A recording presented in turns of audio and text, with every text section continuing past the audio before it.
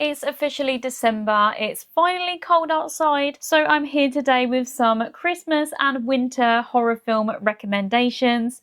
All of these films will be set on or around Christmas, or just in a snowy setting. I've got a mix of some more popular films that you've probably heard of, and also some hidden gems, so hopefully there'll also be a film that maybe you haven't seen in here. I'm going to start off with one of my favourite horror comedies set in the snow, and that is The Wolf of Snow Hollow. In The Wolf of Snow Hollow, a small town is being targeted by a mysterious threat when bodies keep turning up. Police and detectives are on the case, but they're absolutely baffled by this mysterious threat, and they must dig deep to solve this mystery. This has a small town slasher feel to it. The comedy is very similar to films like Scream. It takes a really unexpected turn, so definitely go into this one blind. Next is I Trapped the Devil. Steve lives alone, but he gets an unexpected visit from his brother and his wife around Christmas, so they can have some celebrations together. The visiting couple soon start to question Steve's actions and realise that he actually has someone locked in his basement that he claims is the devil. Christmas isn't a massive theme of this horror film. It's more like the background element because we know that it's set around Christmas and we can see Christmas decorations set up around the house. This is all just filmed in this one house. It has quite a creepy vibe throughout, and I don't really see many people talking about this one. Next up is a really cheesy film from 2012 called ATM. After leaving a Christmas work party, a small group of colleagues head to an ATM but end up getting stuck there. This ATM is basically like a small room. It's a small glass room so they can see outside of it. But once they're all inside this building, they realise that they can't leave because a hooded maniac is outside. This one is full of plot holes. The dialogue is cringy and cheesy at times, but it's just one of those films that I would put in the category of so bad that is good. It's just a comfort watch for me, and I love sticking this on around Christmas. Next up, we have a thriller horror film based on a book called No Exit. A woman is travelling to see her mum, but a snowstorm hits and she's forced to pull over because it's just far too dangerous to drive and she just wouldn't be able to get through the snow anyway, so she ends up taking refuge at a rest stop alongside a small group of others. Everyone inside seems nice enough, that is until she notices a trapped child in one of the cars in the parking lot, and now everyone inside the building is a suspect. This is a really fun mystery psychological one, and it actually has some really unexpected gore. Next up is a film that came out last year, and that's Longlegs. In Longlegs, we follow an FBI agent called Lee Harker, and she is assigned to a case of a strange serial killer that leaves cryptic messages. As she progresses with her investigation, she realises that there may be more to this case than she first thought, and she also may be in danger. We see some snowy imagery, and this whole film just has a cold feeling to it. In contrast, here's another cheesy one, and that is Frozen. This falls into the trapped category as we follow three friends that go snowboarding on holiday, but they end up getting stuck in the ski lift. The day turns into night and they realise that no one is around and no one is coming to save them. This fun getaway ends up being a fight for survival as the temperature drops lower and lower. Not as cheesy as ATM, but definitely getting to that level. One of my all-time favourite Christmas horror films is Better Watch Out. A couple are going out for the evening, so they hire a babysitter to look after their son. Their son, 12-year-old Luke, is very familiar with this babysitter because she's babysit him many times before. They begin to have a fun night in together with pizza and scary films. That is until they realise that they may be the target of a home invasion. This is another one that is definitely best gone into blind. It had my jaw on the floor. This is my go-to film to show people for the first time because I love to see their reactions. Next is one from the late 2000s called P2. A woman is working late in her office on Christmas Eve, so she exits the building by herself to go to her car that's in the parking lot. As she comes up to her car, she realizes that it's not going to start and then realizes that she's stuck inside the parking lot. She goes to seek out help, only to find the security man to be her biggest threat. This is a really fast-paced, single location cat and mouse chase. It's really tense and fun, and we get a bit of gore sprinkled in there too. Next is a film from 2022 called Christmas Bloody Christmas. A life-size robotic Santa sold at a toy shop has a malfunction and ends up on a killing spree. This is a really interesting take on a Christmas slasher film because we've seen Santa as a killer done before, but this time he's a robot. Of course, I had to include Gremlins on this list. So in Gremlins, we follow Billy, who gets an early Christmas present from his dad, which ends up being a mogwai, which he names Gizmo. A mogwai is a strange little creature that comes with a set of rules. If any of these rules are broken, then it can lead to deadly consequences. And that's exactly what happens. One of the rules is to not let the mogwai get wet.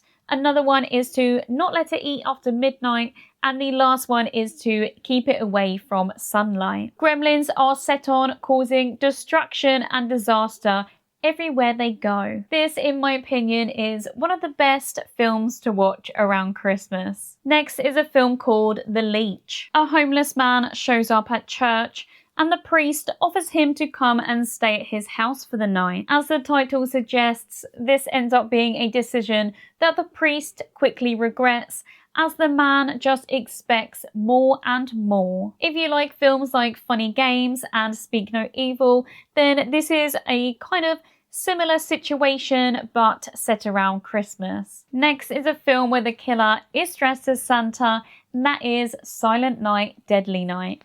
We do also have another one of these coming out very soon, but I'm going to talk about the original from 1984. In this film, we follow a man who had a very traumatic childhood when he saw a man dressed as Santa murder his parents right in front of his eyes. He was raised as an orphan by nuns, but now he is an adult and still really struggling with what happened to him as a child. Christmas time sent him into a psychological spiral, and now he is on his own killing spree dressed as Santa. This is a fun, cheesy 80s slasher. Nothing too deep, but just a fun, easy watch to throw on. Next up is Follow from 2015. A man is left in shock after opening an early Christmas present from his girlfriend. Once he opens the gift, he's in so much shock that we actually just see it being the next day, and he starts to question reality. This is one with a smaller budget. It's not the best film ever, but I would say it's worth the watch if you're looking for a Christmas horror film that you're yet to see. Next up is a claustrophobic single location zombie film called Pontypool. This is set in a snowy location. They're kind of snowed in, but they're not just trapped in by the snow, because they're also in the middle of a zombie apocalypse that actually starts whilst they're live on the air. They hear live reports whilst they're on air for everyone to hear about this virus outbreak. They end up barricading themselves in this radio shack, and they stay on air throughout all of the events that happen. Definitely a really unique take on the zombie subgenre. Next we have M. Night's The Visit. In this horror comedy, we follow two siblings, a brother and a sister, who go to stay with their grandparents for a week. They've never really met their grandparents before, so they're just getting used to each other and getting to know each other. But when night comes around, they start to realise this elderly couple is acting strange. I really enjoy the comical moments, but as well as that, there are some moments that are absolutely terrifying, some jump scares, and just a really creepy feeling throughout this film. Next is Dead End from 2003. We follow a family who are on a road trip on Christmas Eve.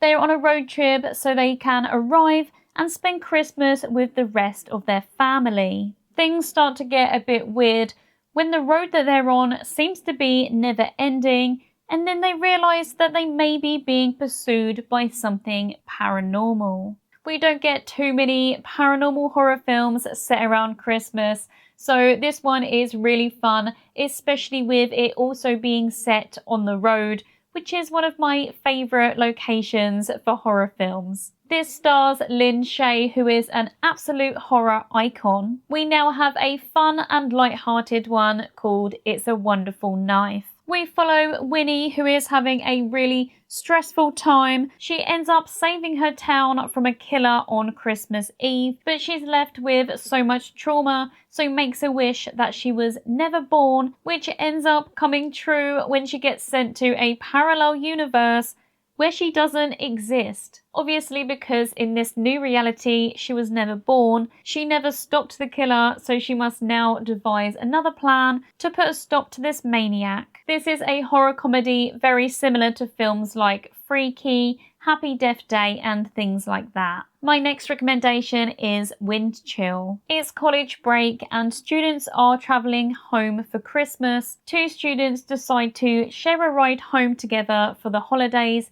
They don't know each other, but they have a share ride board up at their college where they can request lifts or let people know if they have room in their car. And that's what happens for these two to end up sharing a ride together. During this road trip, they end up breaking down on a deserted road, trapped inside the car by the awful weather and also by a paranormal threat. This is full of cheesy moments and some very questionable decisions. For me, I would say this is another one that falls into the category of so bad that it's good, kind of. Next up, we have Black Christmas. We have the original Black Christmas and also the 2006 remake.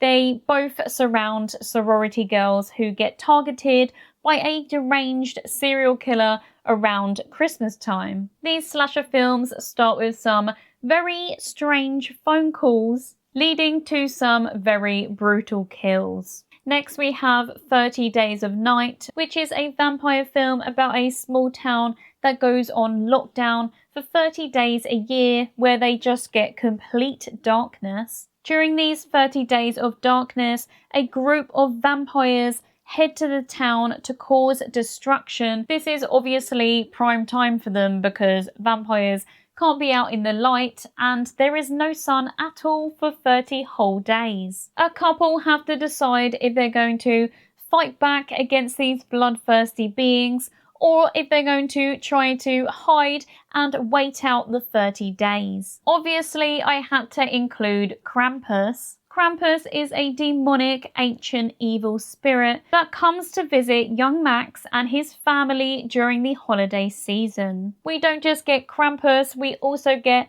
lots of other creatures, demonic little creatures coming to life, like demonic little gingerbread men.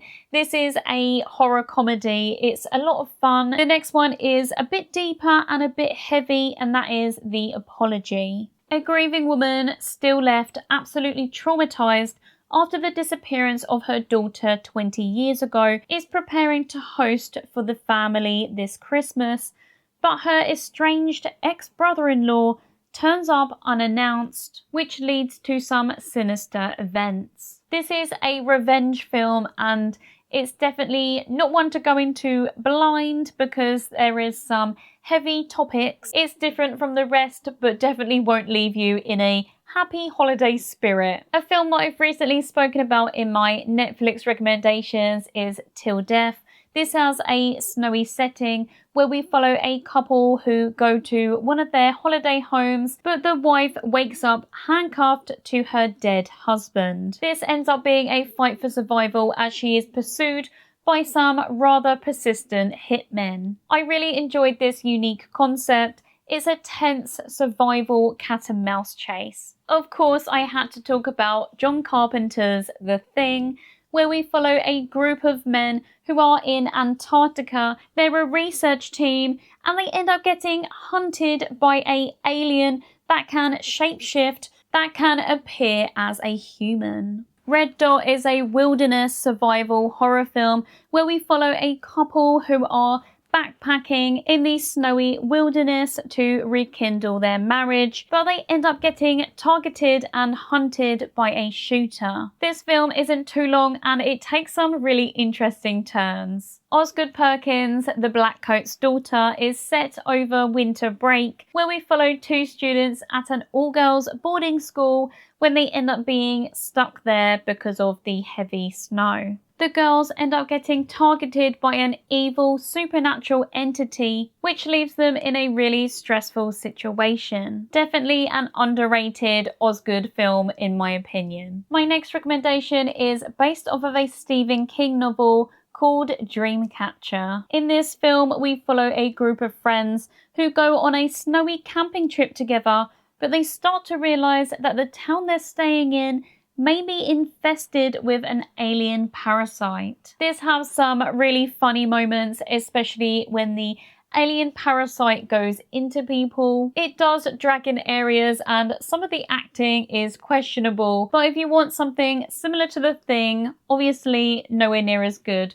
But if you're looking for something similar, then this may fill that void. And that's it for today. Definitely let me know what your favourite horror films to watch in winter and around Christmas are. And I'll see you again in another one very soon.